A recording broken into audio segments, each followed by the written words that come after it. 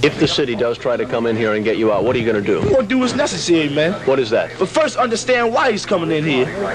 What are you going to do? All right? We're going to do what's necessary. What is that? The strategy of John Africa. What is that? Our only defense. What is that? The strategy of John Africa. You aren't telling me anything. You're just saying the strategy. Hey, I wouldn't tell my strategy to you. What do you expect them? MOVE is a liberal organization based out of Philadelphia, PA. A family of strong, serious, and deeply committed revolutionaries. Their founder, John Africa, was a wise, strategically minded African-American male. MOVE believed that nothing is important or as important as life, the force that keeps us alive, and that all people in this world have a purpose. MOVE believed in a concept of natural law, a belief that man-made laws aren't really laws because they do not equally apply to everyone, while natural laws do not amend or repeal like man-made laws. To what John Africa writes, this is a quote from him. The MOVE organization is a powerful family of revolutionaries, fixed in principle, strong in cohesion, steady as the foundation of a massive tree. Long live John Africa, he wrote it. MOVE lived a village-like lifestyle in West Philadelphia. They were anti-technology, did not use electricity, heat, or soap. MOVE was friendly to all animals, bugs, rats, and birds. Almost more than 50 to 60 dogs were living with them at the time. MOVE believed that to stay healthy and strong, life must have clean air, clean water, and pure food. MOVE had ongoing altercations involving the Philadelphia police, including the loss of one of their babies during a raid. Responding from a tip from someone to have that happen, I think it resolved police members to the point where it said we ain't backing up. One of their babies we felt killed in at the that raid by a particular police point that our organization had to make a statement to the city, to the world, that we were no longer going to tolerate the abuse and the killing of our membership. We contacted city officials, state officials, everybody, Another altercation involving the police and MOVE was at their Powerton Village location on August 8, 1978. They're going to be taken by force if they resist. No question about that. Children or not. Some supporters came around to our house early in the morning saying, hey man, the police is massing around the corner. They're coming up. We all throughout the house were awake. We gathered everybody together, the kids, children, and we rushed on down to the basement to prepare for them coming.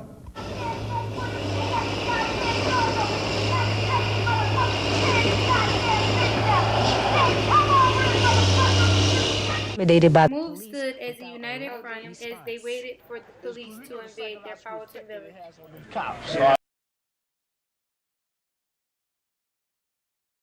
Almost an hour later, police efforts in getting MOVE out of the Powerton Village were unsuccessful and resulted in gunfire. Oh, there's two. They are.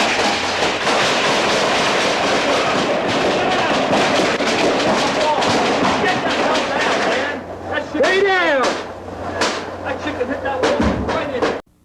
We didn't know the consequences of what we were doing in terms of spelling out step by step what it would be. We had a belief that everything would work out, okay? And we knew that day that we came up on that platform with them guns, that it would bring everything to the forefront, because the city had been beating and killing us all along. But this demonstration would make it so that they couldn't do it in secret. No.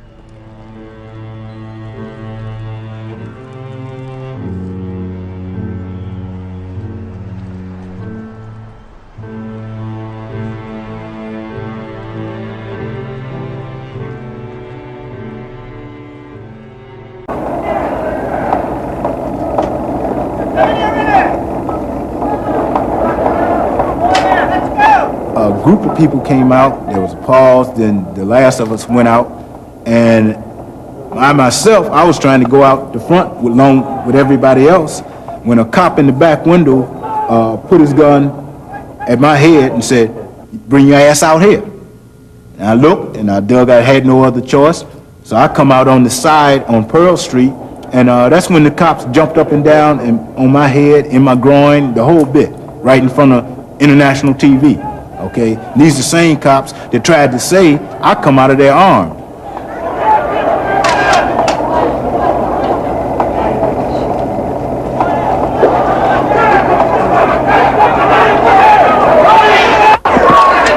He's hitting him. He's hitting him. Hitting him on the head. Kicking him on the head. I have no idea. I just couldn't see. Sit up. Cops, you make a mistake doing that. Work your ass, they are. Former As far as Philadelphia Delbert police Africa officer expresses his opinion and the on frustrations how of those Delbert police Africa was treated officers during the seize of their property. and having their Powers leader and come Village. out there as defiant as he did, after having slaughtered our own people, and then expect a society to turn around where no emotion, you strip it, they're sterile, and you're not supposed to touch the guy. It's a wonder the man ever walked. How in God's name can anybody just say, well, treat him properly, forget it, emotions are free, don't do anything, pick up your dead, pick up all your wounded, walk away, everything's okay, he did his thing, but it's okay, you don't do your thing. Non-members known as the Move Now were convicted 3,200 years for the killing of Officer Ramsey. While the district attorney charged 3 officers with the beating of Delbert Africa, all the officers were found not guilty.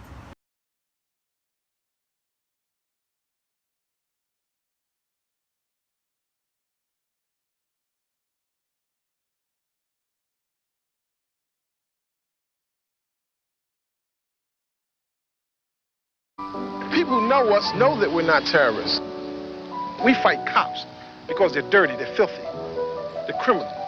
During this time, Philadelphia experienced 2 mayors, Mayor Rizzo and Mayor Good. Mayor Good excelled Rizzo, becoming the first African-American mayor in Philadelphia. Following the arrest of 9 MOVE members, MOVE felt that they needed to make a statement. To the point was the residents would in fact demand for the city to take actions to provide them with relief. And in that regard, the city would be forced into doing one or two things: to engage in confrontation or to engage in compromise. What led to the neighbors' complaints is the position that we took, that we have innocent people in prison and we want them out. And our demonstrations to get our people out of prison. We talked on the loudspeaker, yes we did. We told people that we were pushed to take the position that we're taking, that if they wanted to do something to eliminate the situation, to relieve it in some way, that they should be down City Hall complaining. We encourage people to go down City Hall and complain. There was a lot of hostility between those two entities. And I think it must be researched why the hostility was there. Which 2 entities, Mr. Bond? The City of Philadelphia and the MOVE organization. And as a pawn, we were caught in between. And nobody, frankly, gave a damn.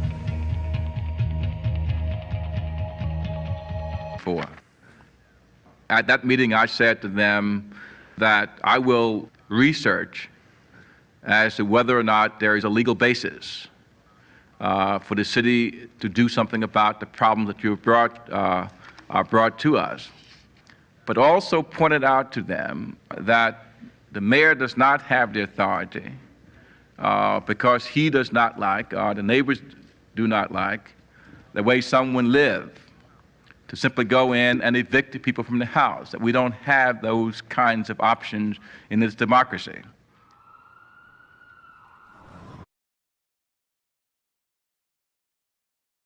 What was the plan for May 13th, 1985? The tactical plan, as I understood it, was to remove the MOVE people, all the people, from the house safely.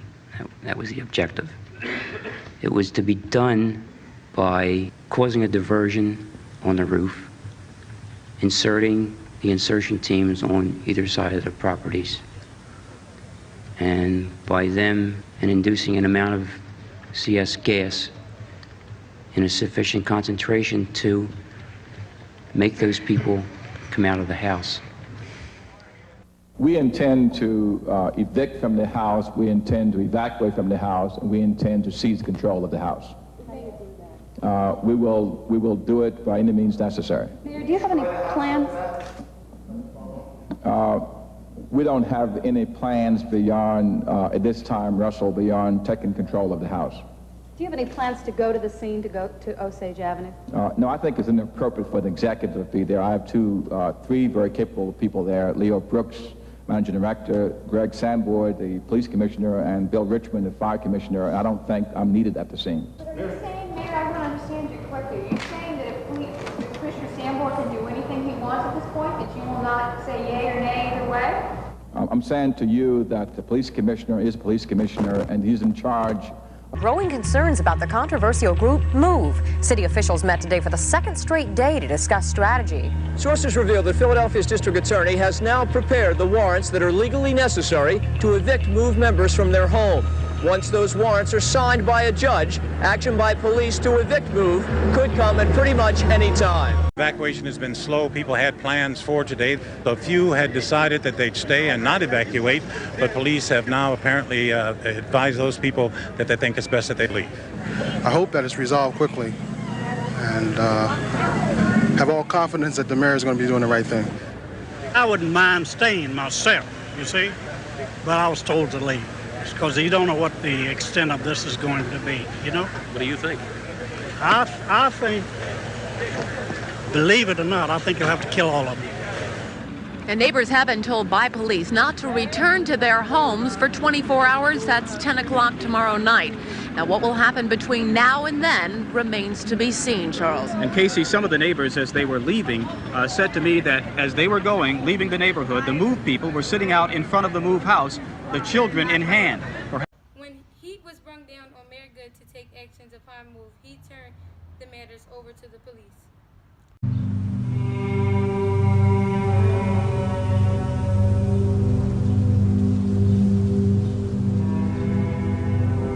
The police went in about 5 minutes to 6. Just 4 minutes ago, they pumped tear gas in, which is in the area.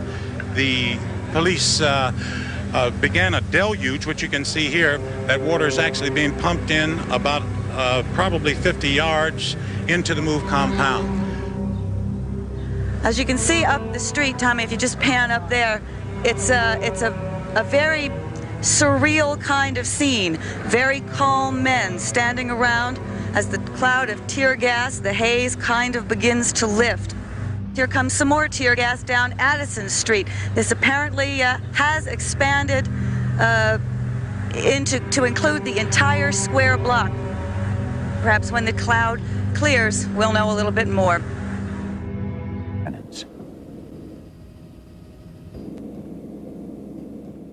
Shots begin firing shortly after the police efforts in using tear gas and water are unsuccessful to get the MOVE people out.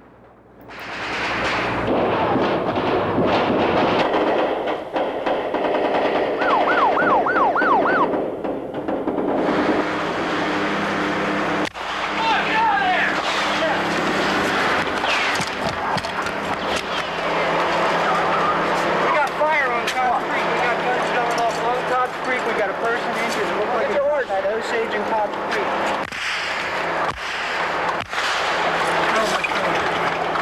Oh, get that horse out of there. Hey, where is this dude? Come on, get out of here. Let's get back. Let's go, folks. Get out of here. Get out of the line, please. Get back.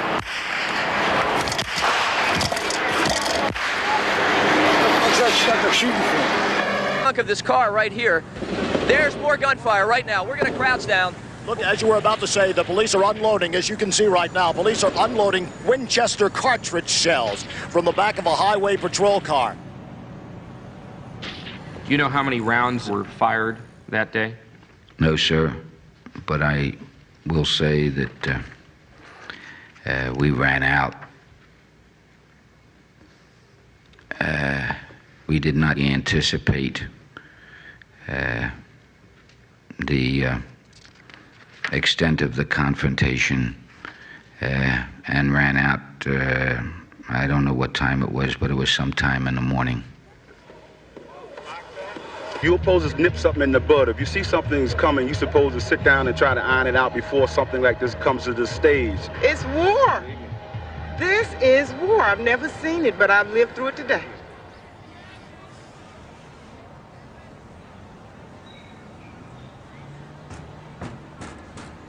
The police commissioner made a call to the police to drop a C4 bomb on the top of Move's house in order to take out their bunker.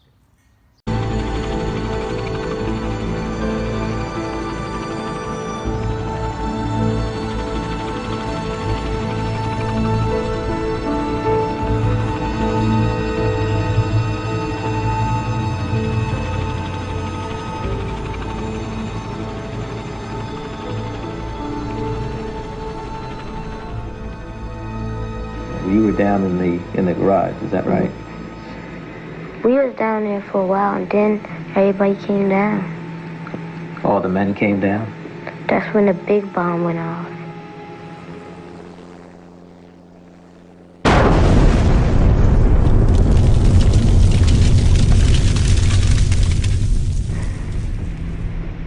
It shook the whole house up.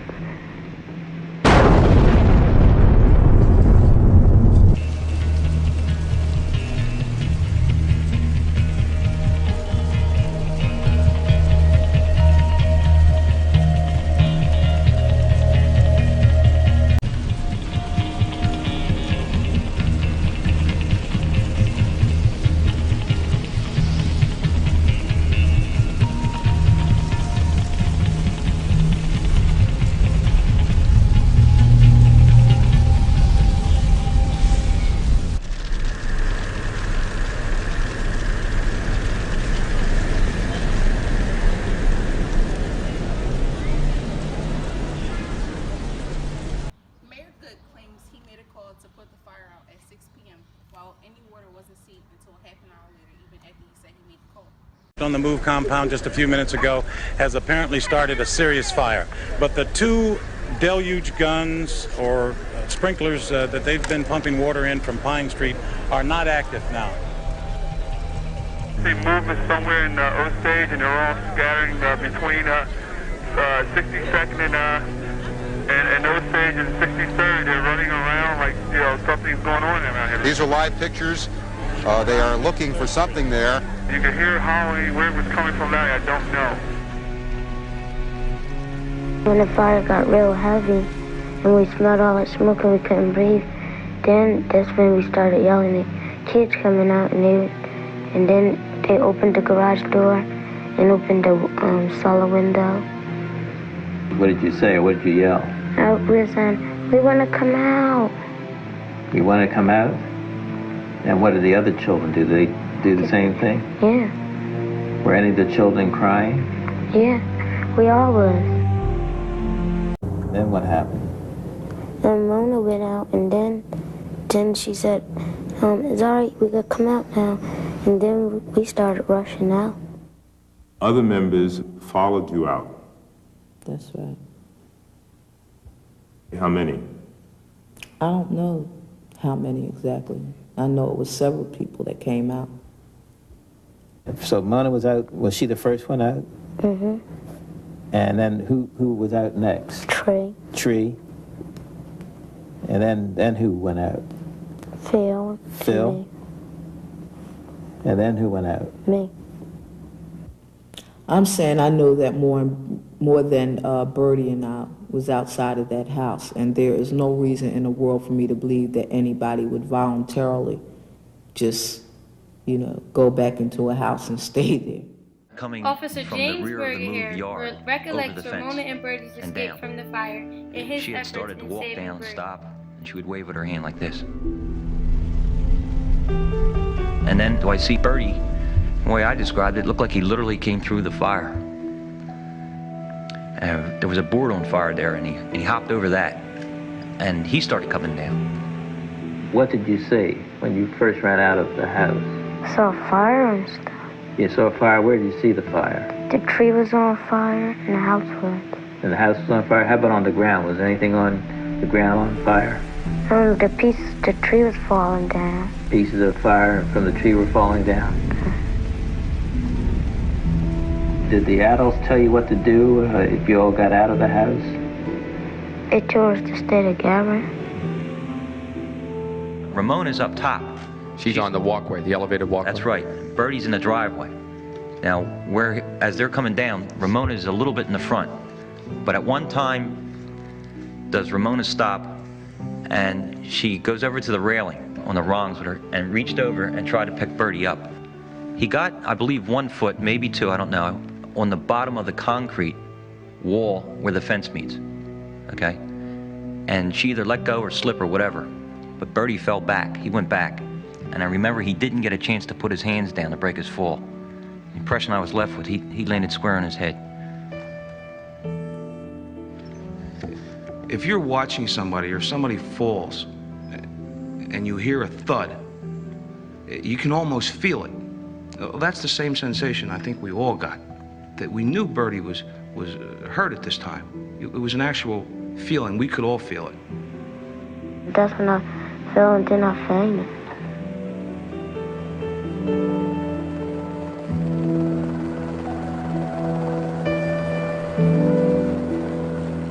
I remember Bertie just laying there, not doing anything. I said, Tommy, here, take my shotgun. I said, I'm going to go get the kid. And I remember him saying to me, I'll cover you. Officer Meller saying that? That's right. At one point, did I start out to get Bertie, and that's the first time I realized Officer Tercey was behind me. He grabbed my left shoulder. He said, don't go out there, Jim, it's a trap. What was your concern, officer? I don't know how to explain it other than a sixth sense or something, that there was something wrong in the way Ramona went down. I just felt something was incorrect or not right about that situation. I stopped them from going out right at that time. That's all. I was scared to death. I just didn't want to let that kid lay there like that. So what did you do? My priorities at that time were the kid. We're trying to say to him, son, come over here, come over here. We're trying to get him to come to us. This is a result of Officer Tercey saying, be careful, it's not right or something to that effect. It doesn't feel right. Inadvertently, Bertie gets up. I remember him taking a few steps, and he went down in the water. He fell? I interpret it as a fall or stumble or whatever. As soon as he went down in the water, at the same time that I seen that, Officer Tercey is right with me. I said, Mike, I'm getting the kid. And he said, I got you covered. I remember running underneath with my right hand, and I scooped him underneath his left arm. Was his head submerged under the water? I don't remember. As soon as he hit the water, I went.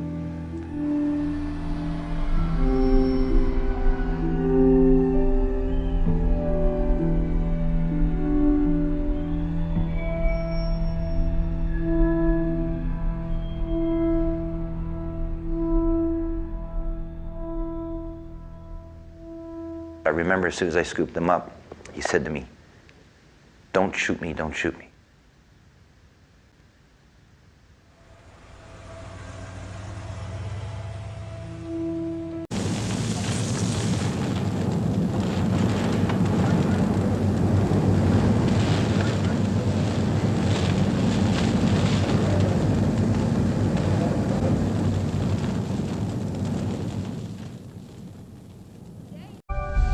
All night long, an increasing number of firemen have been trying to battle what is now a 6-alarm blaze.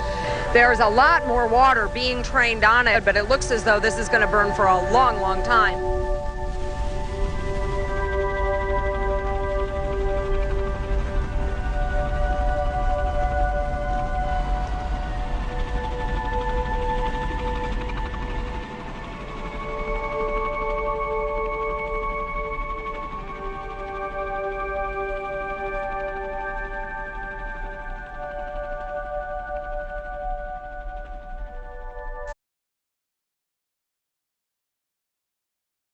Residents of the 6200 block of Osage Avenue voiced their frustrations and concerns involving the aftermath of move and the loss of their home. Beg to come in and solve a difficult problem that is getting worse and worse and worse. Way before you made the decision to drop a damn bomb on my house. You ruined my life, and here I am sitting, can't go back to my house behind the bullshit these people down here trying to put. They didn't come in here with no sensitivity to anybody. They didn't care. They sent people over there to try to clean up a mess that they made over there. And we're just supposed to take anything from these people. This is what they expect us to do. They don't care about us. They say, well, let them suffer, let them rot. It's not for a day or a week, but for years. I mean, is it a penalty? Is this the penalty for being black in this country? I mean, is Mayor Good, does he forget that he was once a black person too? Did he forget what the struggle about freedom is all about? I don't know where he lost his roots, but I tell you one thing, he better go back and get them. We call it institutionalized racism. And that's exactly what it was. Because we were black and because the institution has a way of handling black people, you understand, through the system, you understand, it didn't matter whether Wilson Good was black or whether Wilson Good was white. It's the institution. It's the governmental institution. This is the way we handle black people. To sacrifice us to cover up their mess was not fair. I didn't do anything to these people. I didn't do anything. All I wanted was help. And just to strip me of my happiness was not right, was not fair. Where is the justice?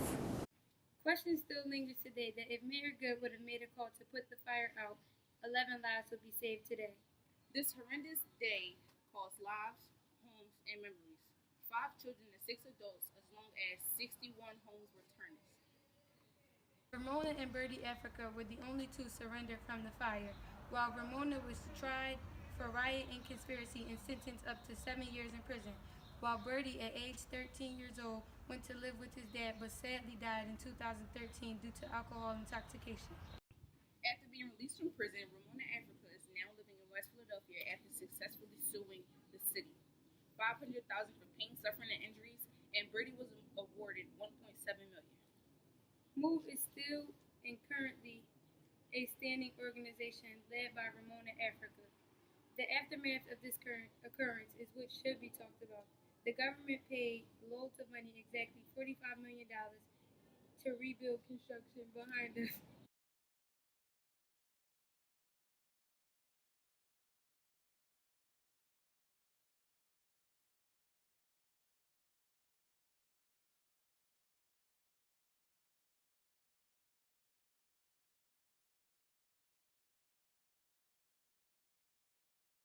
Fast forward to now, the houses are ready and set to go under construction.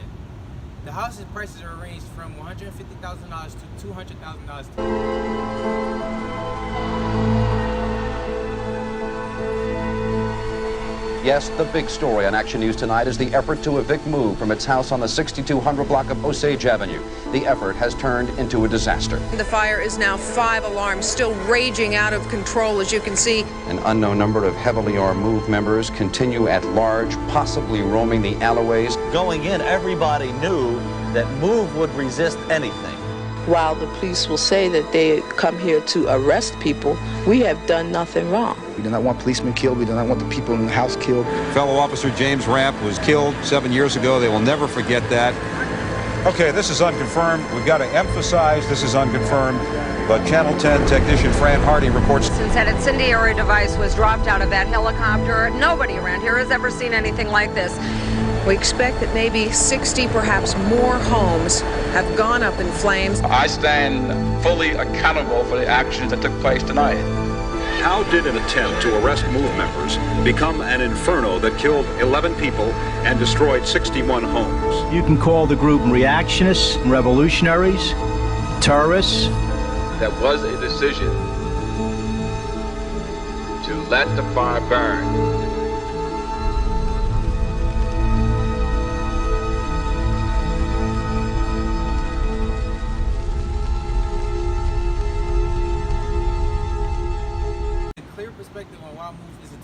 Today, we ask teachers about their perspective on MOVE. Why is MOVE so significant to you? MOVE is so significant to me for many different reasons, but I want to talk about maybe just 2. I want to talk about it pre-May 13th, 1985, and then post May 13th, 1985. So before the actual bombing of MOVE, I think MOVE was important to me because it was that sense of, especially Philadelphians, that could see this organization representing what you'll call just black excellence, talking about having black pride, being natural, going back to that, this group going back to the motherland and just actually doing what's like right in the community, and living as a family, reclaiming their last names, which were basically slave master names, and just saying, you know what, we're gonna call ourselves Africa, and we're just gonna be one family. I think that unit of family and that unit of resistance against the oppression of the cops in Philadelphia was actually just a great thing. It taught people to stand up for their rights, even though some people in the community they live next to were what you'll call like they were used to the opposition, and they just stayed in that lifestyle. So this other significance that I wanted to talk about, so after the bombing in 1985, I guess that's the time we get to see like Philadelphia in its pure form, its raw form of its hate. How basically they set this sting up to basically not get people, or not to lock up MOVE, but to actually murder them, to kill them, and not caring about anyone else in the neighborhood. Like, how do you knock on someone's door, tell them, oh, you're gonna be able to go back in tonight, just get your stuff, 24 hours, you go back to your house, knowing that you were about to just bomb that whole block up anyway. And so that just shows you how basically, one, how our administration and government is within the city of Philadelphia, and two, just basically how if you speak out against the system here, then you're treated bad. But the sad thing about it is that MOVE spoke out against this system the same way the Puritans spoke out against what you'll call England and Europe, right? And so if that's the way America was founded, why is it now a problem when people don't agree with the system that y'all built, the same way that y'all disagreed with the system that King George and them built? So it's kind of like the hypocrisy of America that kind of makes MOVE really significant to me. Why do you think most people don't know about MOVE today?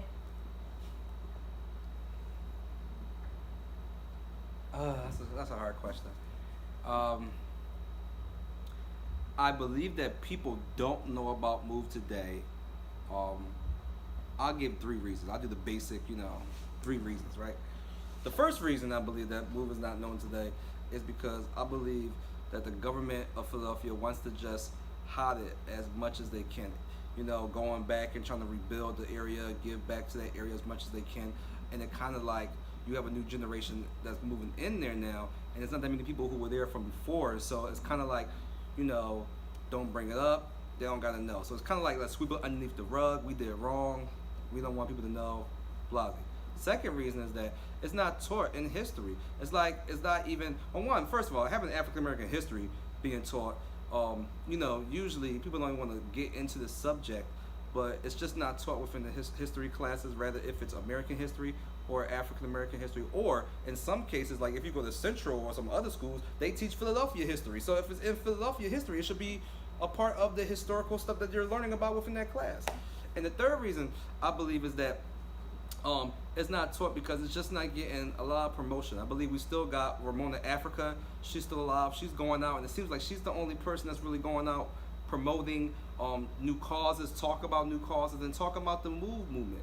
I just believe the other ones, the other people, they're in jail. Some of them have 100-year sentences. They keep getting denied parole every year, and so it's kind of like what we see today. It's like, hey, MOVE was that moment during 1985, and then we don't hear about it. The same way we don't hear about issues with Trayvon or Eric Garner like we used to no more. It's like people are caught up in that moment, and we forget it. And so I believe just today's culture, our society, is that we are an in-the-moment society. And when it's not in the moment, then we just kind of forget about it. Significant. Oh, MOVE's significant because it's one of the only time, it is the only time that a city dropped a bomb on its own people in its neighborhood. And it's significant because of how it's not talked about. And it's the secrecy behind it makes it even more significant. And the fact that the city is only just starting to clean up the mess it made from that bombing in 1985 is is a testimony to how little they cared in the first place and how reckless of a decision it actually was. Why do you think MOVE isn't talked about today? In my opinion, I believe MOVE is not talked about today because of race, primarily, and the fact that the members of MOVE and the people in the neighborhood affected by the MOVE organization were all predominantly African American. And I think it happened at a time that although the mayor of Philadelphia, Wilson Goode, who dropped the bomb, made the call to drop the bomb on the MOVE house, he was African American, but there had been a lot of events that led to that major event, and they were backed mostly by the Rizzo administration that really targeted members of the African American